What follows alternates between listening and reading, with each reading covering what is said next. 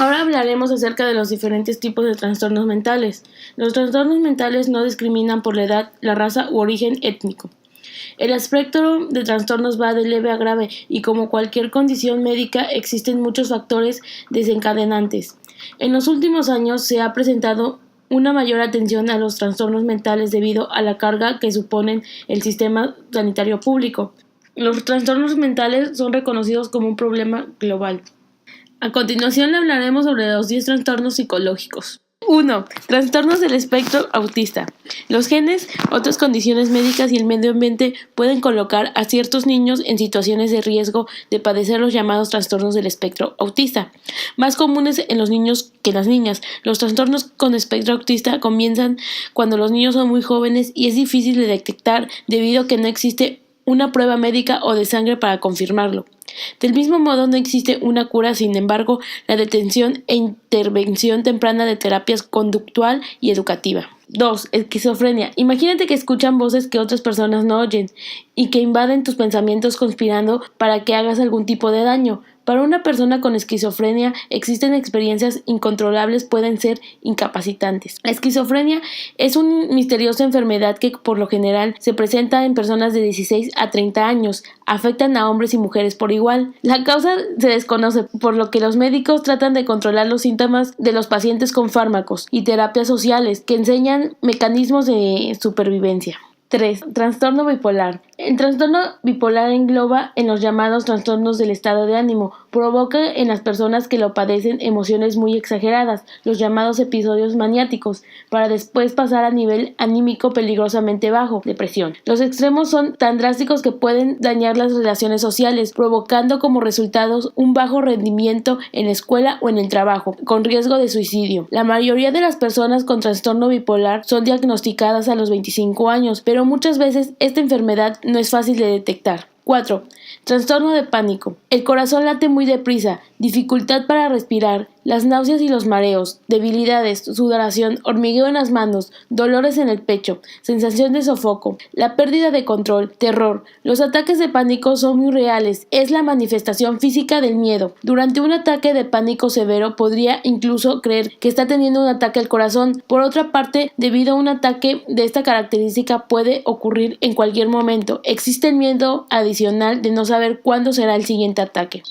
5. Trastorno de ansiedad. Los trastornos de ansiedad engloban una serie de enfermedades mentales. El trastorno obsesivo-compulsivo es una combinación de pensamientos recurrentes, obsesiones y acciones repetitivas, compulsiones, que realiza una persona con creencia de que el comportamiento le da el control de la obsesión. Trastorno de estrés postraumático se produce después de una experiencia aterradora en la que las personas sintió amenaza de daño físico o miedo. Trastorno de ansiedad generalizada. Las personas con TAC se preocupan demasiado por la preocupación cotidiana y a menudo esperan desastres. Cuando su nivel de ansiedad se eleva, son un monjo de nervios y experimentan síntomas físicos tales como tensión muscular, sudoración, temblores y náuseas. 6. Fobias.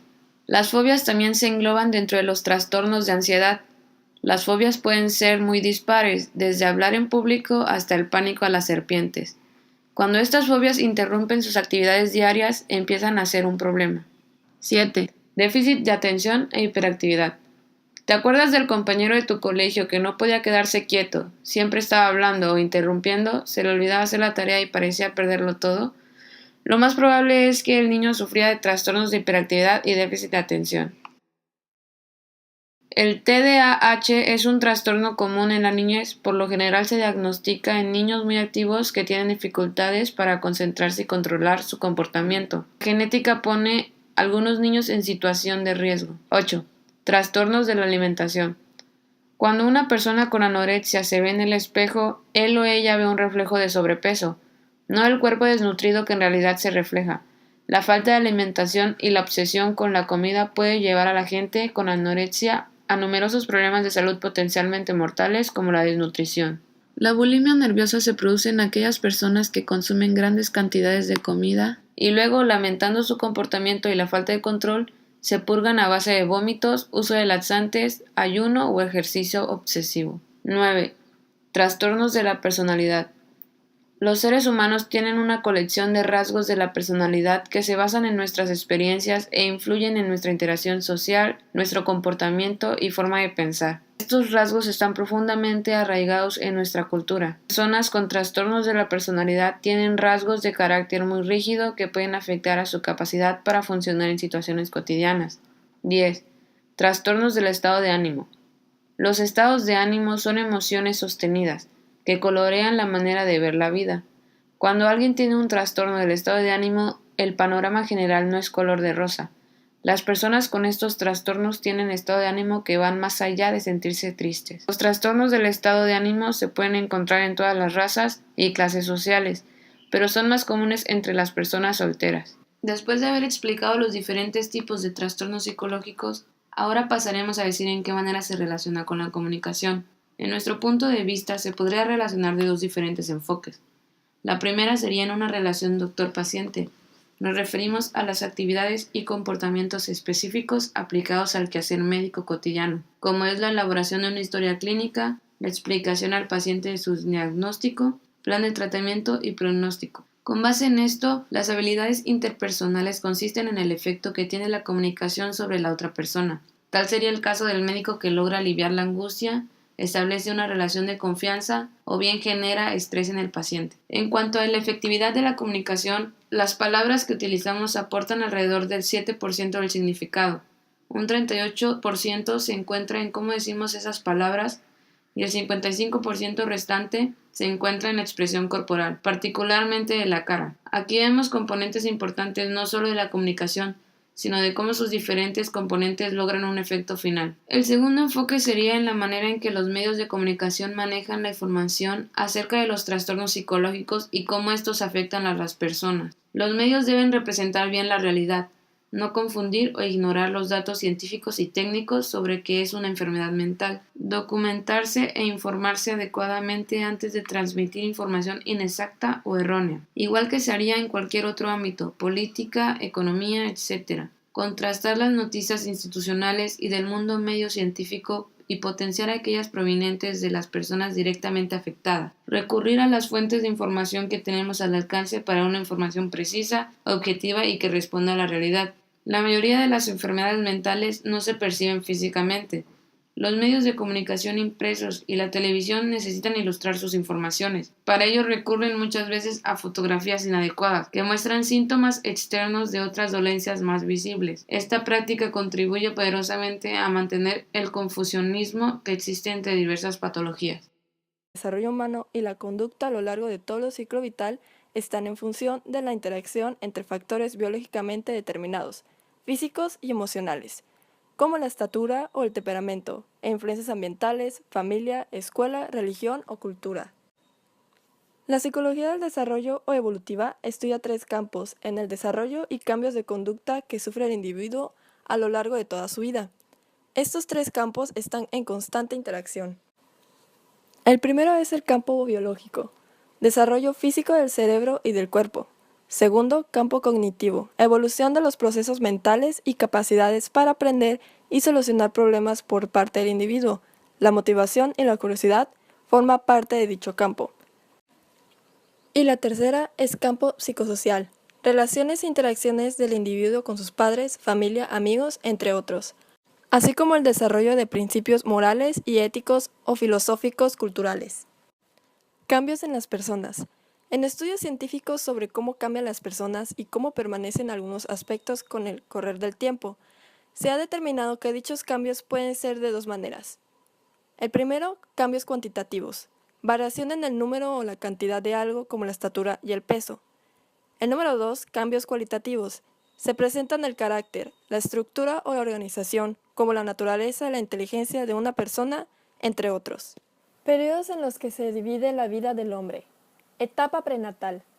Desde la concepción hasta el parto. Primero, la formación de órganos y estructura corporal básica. Segunda, crecimiento físico acelerado. 3. Vulnerabilidad a las influencias ambientales. Etapa de los primeros pasos. Del nacimiento a los 3 años. El recién nacido es dependiente pero competente. Los sentidos funcionan desde el nacimiento. El crecimiento físico y el desarrollo de habilidades motoras son muy rápidos. Se forman los lazos con los padres y con los demás. La autociencia se desarrolla durante el segundo año. El habla y la comprensión se desarrollan con rapidez. Y se incrementa el interés entre otros niños. Primera infancia, desde los 3 hasta los 6 años. Comienza a relacionarse con otros niños. Mejora la fuerza de las habilidades motrices, fina y gruesa. Incremento de autocontrol, cuidado propio e independencia. Mayor creatividad en los juegos y la imaginación. Inmadurez cognitiva que conduce a ideas ilógicas acerca del mundo. Y comportamiento egocéntrico, centrado en sí mismo. Infancia intermedia, desde los 6 hasta los 12 años. Los compañeros cobran gran importancia. Comienza a pensar lógicamente, aunque el pensamiento es concreto. Disminuye el egocentrismo. Incremento de memoria y lenguaje. Mejora la habilidad cognitiva. Desarrollo de autoconcepto y autoestima. Disminuye la rapidez del crecimiento físico y mejora la fuerza y la capacidad atlética. Adolescencia. De los 12 a los 20 años. Cambios físicos rápidos y profundos. Se inicia la madurez reproductora. Difícil búsqueda y consolidación de la identidad. El grupo de iguales ayuda a desarrollar y probar el autocontrol. Desarrollo del pensamiento abstracto y empleo del razonamiento científico. El egocentrismo se presenta en algunos comportamientos. Y en términos generales, las relaciones con los padres son buenas. Edad adulta temprana. Desde los 20 hasta los 40 años. Se toman decisiones acerca de las relaciones íntimas. Muchas personas se casan y tienen hijos. La salud física llega al tope. Luego decae ligeramente. Elección de carrera. Continúa desarrollándose el sentido de la identidad y capacidad intelectual más compleja. Edad adulta intermedia. Desde los 40 a los 65 años. Nueva búsqueda del sentido de la vida. Deterioros en la salud física, el vigor y la fuerza. Sobreviene la menopausia en las mujeres. La sabiduría y la habilidad para resolver problemas prácticos son grandes. Declina la habilidad para resolver problemas nuevos. Doble responsabilidad. Cuidar a los hijos y a los padres ancianos. La orientación del tiempo cambia a tiempo dejado de vivir. Independencia de los hijos. Nido vacío. Las mujeres adquieren más confianza en sí mismas. Los hombres se vuelven más expresivos.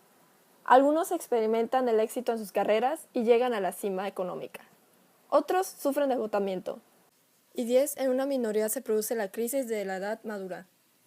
Por último, edad adulta, 65 años en adelante. La mayoría de las personas aún están saludables y activas, aunque de algún modo la salud y las habilidades físicas decaen. La mayoría de las personas mantienen la mente despierta. La lentitud de reacción afecta muchos aspectos del funcionamiento. Surge la necesidad de afrontar pérdidas en muchas áreas. Pérdida de las propias facultades, pérdida de los seres amados. La jubilación deja más tiempo libre, pero reduce los recursos económicos. Y por último, ante la inminencia de la muerte, se siente la necesidad de encontrarle su propósito a la vida.